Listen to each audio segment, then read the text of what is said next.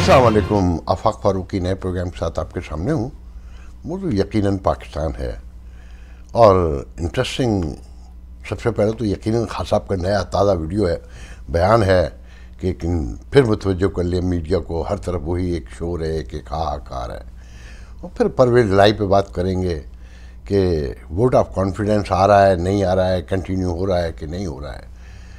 और फिर आसिम मुनीर का नए आर्मी चीफ का विजिट टू सऊदी अरब है, और सिंध में जो खिचड़ी पक रही है, जो आतिश फिशां पक रहा है, उस पर बात करेंगे। और आखिरी में कि खान साहब की नाअहली अगर हो गई तो क्या क़यामत आने वाली है और क्या जुल्म हो जाएगा। और फिर तालिबान तो यकीनन उन पर तो गुफ्तगू होगी ही होगी।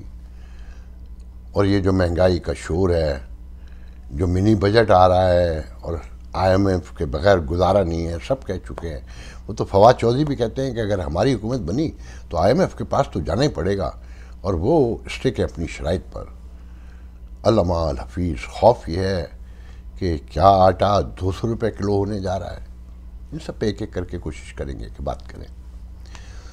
देखें, खान साहब ने नया पेंडोरा बॉक्स खोलने की कोशिश की, क्योंकि वो पुराना है।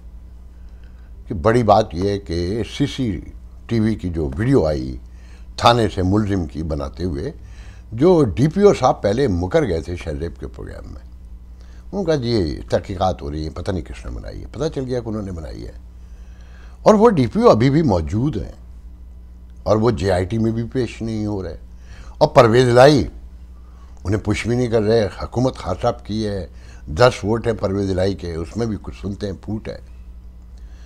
और दोनों बाप बेटा लूट मार भी आखिरी हद पे कर रहे हैं। आपने सुन लिया होगा कि 2 ख़वातीन और 4-5 और लोग वोट ही नहीं दे रहे हैं। ख़वातीन तो साफ आके कह दिया है कि कुछ भी कर लो, वोट नहीं देंगे हम। और इल्ज़ाम यह है कि इन दोनों बाप बेटों ने जो लूट मार मचाई है, ग्वाल मंडी और गुजरात के अलावा पंजाब बचा ही नहीं। जैसे कभी शहबाज शरीफ के दौर में सेंट्रल पंजाब होता था और लाहौर स्पेशली होता था। सबके बजट खा खा के मेट्रो में घुसेड़ दिए और इधर लाके उधर कर दिए, ऑरेंज ट्रेन बना दी। बाकी पंजाब सूखा का सूखा था। वही सिचुएशन अब है। दबा के दौलतें बन रही हैं, रावी सिटी से लेकर हर तरफ माल ही माल है, और सब मिले हुए हैं। खान साहब के नीचे के लोग भी मिले हुए हैं, मगर खान साहब परवेज़ लाई पे बात नहीं करते, अगर आपने नोट किया हो। फिर अहम बात यह है कि जब खान साहब आपने मेडिकल लीगल ऑफिसर से, जो पुलिस का सर्जन होता है, उससे अपना चेकअप ही नहीं करवाया था, उसने कोई रिपोर्ट ही नहीं दी, तो आपकी लिखी हुई रिपोर्ट कि कितनी गोलियां लगी कौन मानेगा इंटरनेशनल कम्युनिटी में। आम आदमी जो आपके साथ है वो तो आप जो कहें, अगर आप ये भी कह दें कि वो गोली जनरल बाजवा ने खुद आके मारी थी, तो लोग मान लेंगे आपकी बात।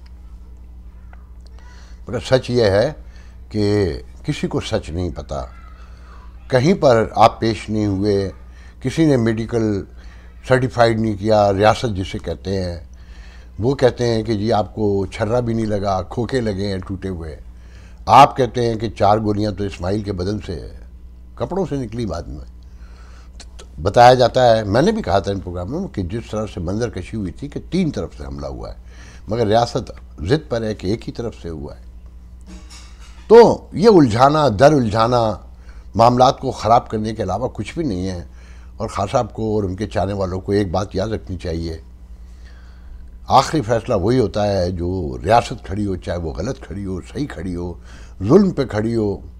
दुनिया की सारी रियासतों में ये होता है। उसके नताइज में गदरबूत तो मच सकता है, तूफ़ान तो आ सकते हैं, महंगाई और इंतशार और डिसइंटीग्रेशन से लेकर सब कुछ हो सकता है, मगर रियासत के मुकाबले में जीत नहीं सकते। आप अपना बताया हुआ मनवा नहीं सकते कि कितनी गोलियां लगी थीं। जब आप अपने सूबे में, अपनी हुकूमत में, आपका वज़ीर-ए-आला आपके साथ नहीं है और आप उसके ख़िलाफ़ बोलते भी नहीं हैं। भाई ये सवाल तो कि वो DPO किससे मिला हुआ है और वो क्यों नहीं पेश हो रहा, और वो अब तक अपनी जगह पे क्यों बैठा हुआ है, ये क्या साबित करता है खान साहब। खैर, आपने नया बयानिया बनाना था बकौल मुफ्ता इस्माइल के, कि खान साहब से बेहतर बयानिया कोई नहीं बनाता। अगर आपको याद हो, इन प्रोग्रामों में हमेशा कहा गया है कि खान साहब को पता है کہ میڈیا پہ کیسے چھائے رہنا ہے، لوگوں کو چورن کون سا بیچنا ہے اور کتنے دن اس پہ کنٹرول کرنا ہے، اور پھر نیا بیانیہ کب لانا ہے۔ مفتیٰ اسماعیل پہ بات آئی ہے تو آپ نے دیکھا کہ شریف خاندان کو کس کمال ہنر سے ویل سوفسٹیکیٹڈلی، ویل ایلیگینٹلی اور ہمبلی انہوں نے لا کے بازار پہ کھڑا کر دیا مفتیٰ اسماعیل نے، کہ یہ اسحاق ڈار کو تو شوق ہے اور یہ خاندان کی سیاست ہے، خاندان کی پارٹی ہے، سب کچھ ان کا، یہ بھی بادشاہتی ہے، اگر بادشاہی ہے نا، اگر غور سے ان کے لفظوں کو سنیں کہ وہ ان کے سمجھی بھی ہیں، ان کے بیٹے کے گھر میں نواز شریف کی بیٹی بھی ہے، تو وہی کریں گے، مگر جس طرح انہیں ذلیل کر کے لندن بلا کے نکالا، کتنی دردناک بات ہے۔ اگر لوگ جانتے ہوں، جو کہنے والے ہیں ہمیشہ سے کہتے ہیں یہاں ان پروگراموں میں بھی، کہ یہ خاندان کی سیاست ہے اور خاندانوں کی سیاست ہی قائم رہے گی، یہ کوئی جمہوریت نہیں ہے، نہ یہاں جمہوریت کا کوئی ابھی تصور آیا ہے، اور جو لوگ اس جمہوریت کی حمایت کرتے ہیں وہ بیسکلی اپنی دہی کے لیے کرتے ہیں۔ انہوں نے کبھی کوشش نہیں کی کہ کھل کر بات کریں اور کہیں کہ یہ جمہوریت نہیں ہے، یہ جمہوریت کی کسی نارمز پر یہ جمہوریت پوری نہیں اترتی۔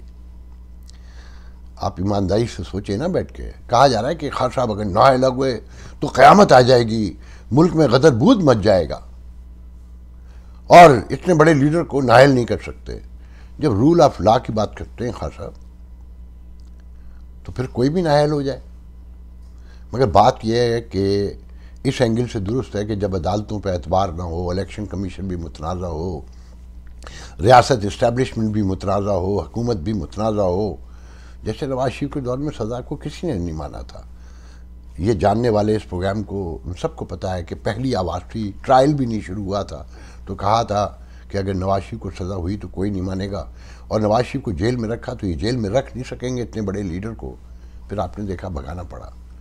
تو خان صاحب کو اول تو یہ جیل میں رکھ نہیں سکتے، فیصلہ سنا بھی دیں کوئی مانے گا بھی نہیں، مگر یہ کہنا کہ ان کو اتنے بڑے آدمی کو سزا کیسے ہو سکتی ہے، یہ رول آف لا اور یہ ایکویلٹی کی جو باتیں خان صاحب کرتے ہیں، یہ ہے وہ کنٹراڈکشن کہ مہذب معاشروں میں جو چور ہے وہ چور ہے، جو بے ایمان ہے وہ بے ایمان ہے، چاہے وہ کوئی بھی ہو، کیونکہ جب معاشرے کا ہر ادارہ متنازع ہو، ایک دوسرے سے تعلق کشیدگی کی انتہا پر کھڑے ہوئے ہوں، وہاں کس نے کیا ماننا ہے، مگر یہ کہنا کہ جی قیامت آ جائے گی، اگر معاشرے میں انصاف ہوتا تو کوئی قیامت نہیں آتی۔ اور پھر خان صاحب نے یہ بے ایمانیاں، چوریاں، جسے وہ مانتے ہی نہیں، اس لیے کہ انہیں پتہ ہی یہ سوشو پولیٹیکل ہماری نارمس ہے، یہ عام باتیں ہیں، اتنی چھوٹی موٹی چوریاں کرنا، منی ٹریل کھا جانا اور جھوٹے حلف نامے بھر دینا، یہ تو ہمارے یہاں روز ہوتا ہے نا، ہماری ہر عدالت میں ہوتا ہے۔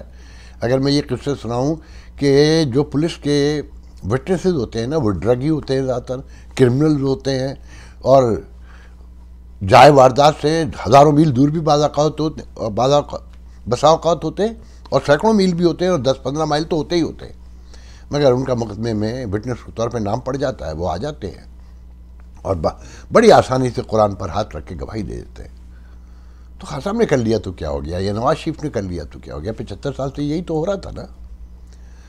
مگر یہ یاد رکھیں کہ خان صاحب کو سزا ہونے سے اگر ایمانداری سے کوئی معاشرہ ہو تو کوئی فرق نہیں پڑتا، لاکھوں کی پاپولیٹی ہو، اربوں لوگ پیچھے ہوں، بڑے ایماندار ہوں، مگر کہیں یہ غلطی کی، کوئی پھنس گیا تو پھر پھنس گیا۔ تو یہ سب کہنے کی باتیں ہیں، اور اسی لیے ہمارے معاشرے میں کبھی صاف ستھرا انصاف نہیں آ سکا، کرسٹل کلیئر جسے کہتے ہیں، کبھی ایکولیٹی قائم نہیں ہو سکتی کہ اگر کسی بڑے کو سزا ہونے لگے تو ایک بہت بڑی سنجیدہ فورس بظاہر جو سنجیدہ نظر آتی ہے آ کے کھڑی ہو جاتی ہے کہ یہ تو قیامت ہو جائے گی اگر ایسا ہو گیا، اور اتنے بڑے لیڈر کو کیسے کیا جا سکتا ہے۔ تو وہاں طاقتور کے لیے سب کچھ حاضر ہے، قانون سرنگو ہوتا ہے، کورنش بجا لاتا ہے، کیونکہ وہ بڑے لیڈر ہیں۔ جناب عاصم منیر باجوہ سعودیہ پہنچ گئے، یہ ان کا پہلا ریل ورک سٹارٹ ہوا ہے، جو ان کا اصل جاب ہے بھیک مانگنا۔ اٹھا کے دیکھ لیں پچھلے سارے آرمی چیف جتنے بھی ہیں وہ جاتے ہیں تو پیسے ملتے ہیں کہ آپ کے سیاستدانوں پہ تب کوئی ٹرسٹ ہی نہیں کرتا، کسی کو پتہ ہی نہیں ہے کہ یہ کون لوگ ہیں، ان کی داستانیں، وہ عمران ہو، وہ نواز شریف ہو، وہ زرداری ہو، تو آرمی چیف کو پہلے جانا پڑتا ہے، کیونکہ پوری دنیا کو پتہ ہے کہ ریاست تو یہی چلاتے ہیں. پھر سعودی عرب میں تو کافی ہیلپ بھی ہے، سیکیورٹی سے لے کر، شاہی خاندان کی سیکیورٹی سے لے کے خانہ کعبہ اور حرم شریف سے مدینہ تک ساری سیکیورٹی 99% پاکستان کی ہے. تو آرمی چیف بڑا معتبر ہے وہاں، اچھی بات ہے. مگر کہا جاتا ہے، بتانے والے بتاتے ہیں کہ اس دورے میں پیسے ملنے سے پہلے ایک بہت بڑی شرط آ گئی ہے.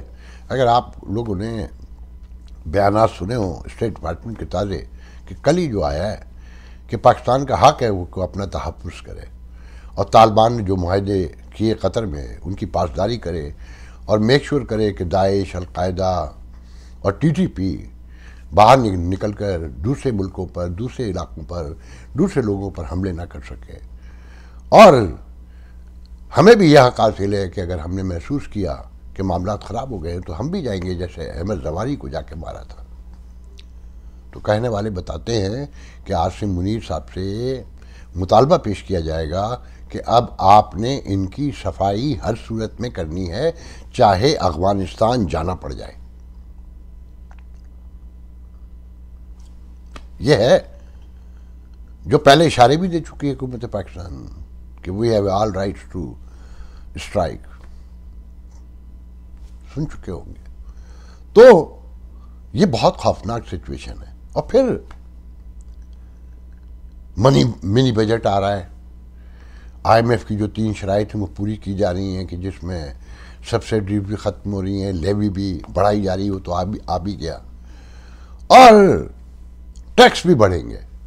وہ آٹا جو 125 سے 130 اور بعض جگہ پر 140 روپے کلو بک رہا ہے، بتانے والے بتاتے ہیں کہ یہ 200 روپے جا کر بکے گا.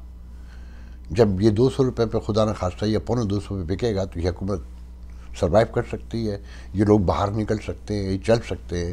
عام غریب آدمی کیا کرے گا؟ اچھا، یہ ذہن میں رکھیں. ابھی میرے ایک دوست بہت سینئر جرنلسٹ ہیں اور بہت معتبر نام ہے ان کا.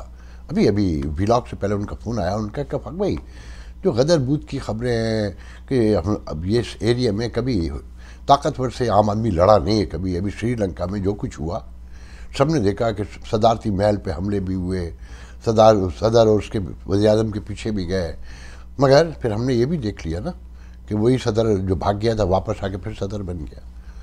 تو اس خطے میں آپس میں مارتے ہیں جب حکمران بے ایمانی چوری کرتے ہیں، بھوک بڑھتی ہے، ننگ آتی ہے، بے روزگاری پھیلتی ہے، تو وہ اس کا اشتعال غصہ ایک دوسرے پہ نکالتے ہیں. بھائی پہ حملے کرتا ہے، پڑوسیوں پہ حملے ہوتے ہیں. تو پاکستان میں بھی یہی ہوگا. یہ حکمرانوں کے پیچھے نہیں جائیں گے جنہوں نے یہ ملک لوٹ لیا، جو آج بھی چکن پورے بیک کر کے پھاڑ رہے ہیں، اور شام کو ان کی دعوتیں دیکھیں جو ایک دوسرے سے ملتے ہیں، وہ PDM ہو یا خان صاحب ہوں یا آصف زرداری ہوں، وہ ساری چیزیں اگر نوٹ کریں دیکھیں، یہ ایک دوسرے کو مارتے ہیں ہم عام لوگ.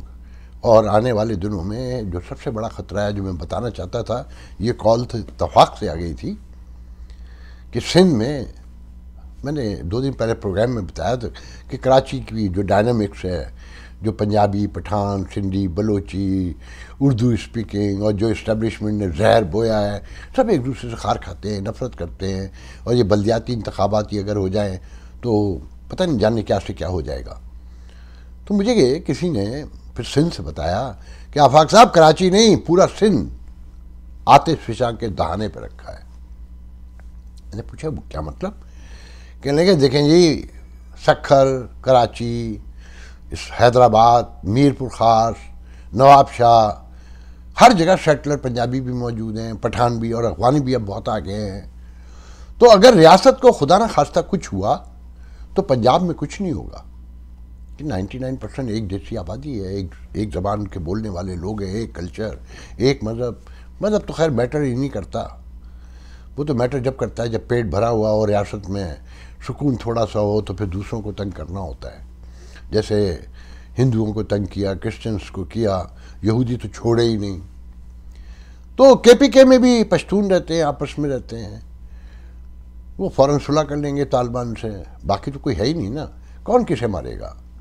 بلوچستان میں پشتون اور بلوچ صدیوں سے ساتھ رہتے ہیں.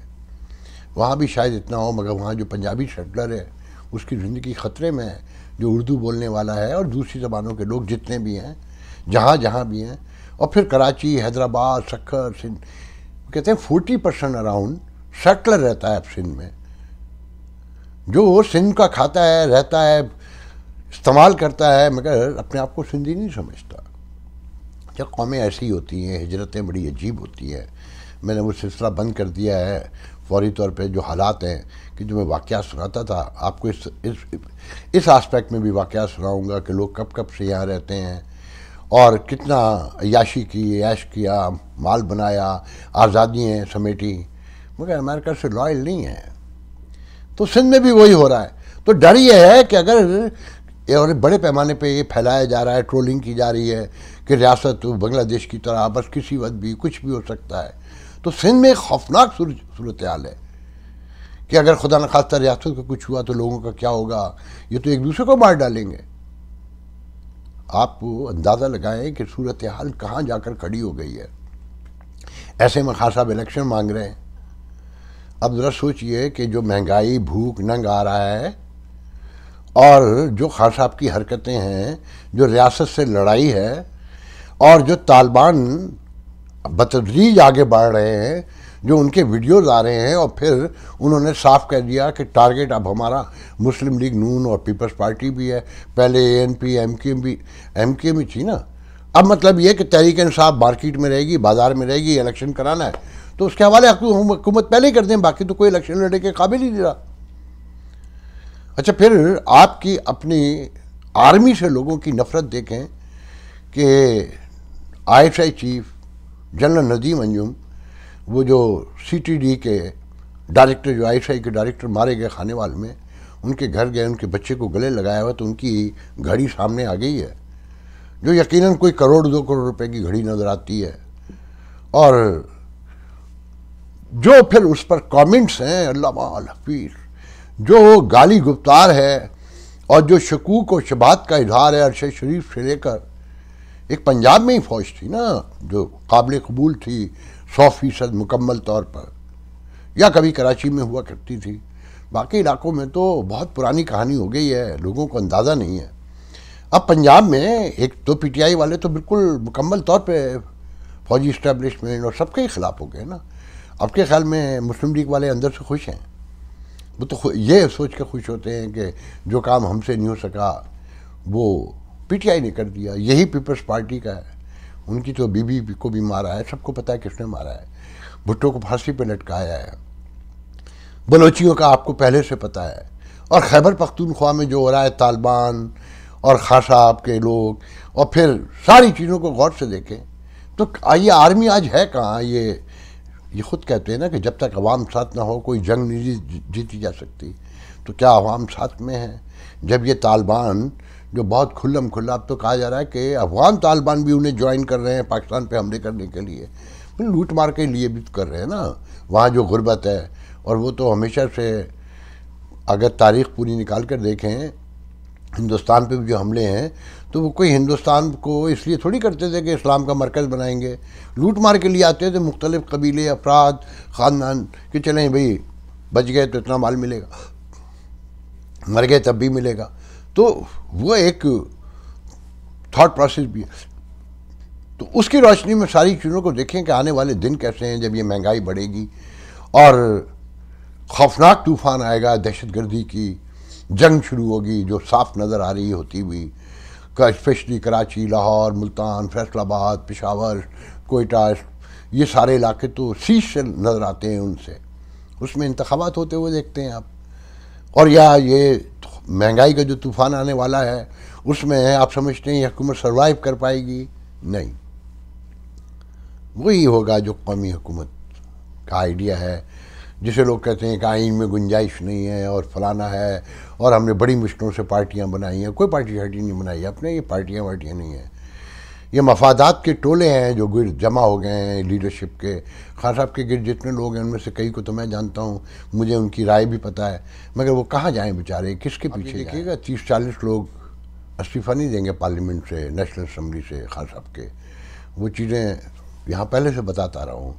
اور مجھے نہیں پتا کہ پرویز الہی کتنے دن ٹکیں گے کہ وہ کہتے ہیں کہ میں اعتماد کا ووٹ نہیں لوں گا، اس کی ضرورت نہیں ہے، گورنر کا آرڈر جو تھا انلیگل تھا، اور خان صاحب کہتے ہیں کہ 9 کو آپ نے لینا ہے ووٹ۔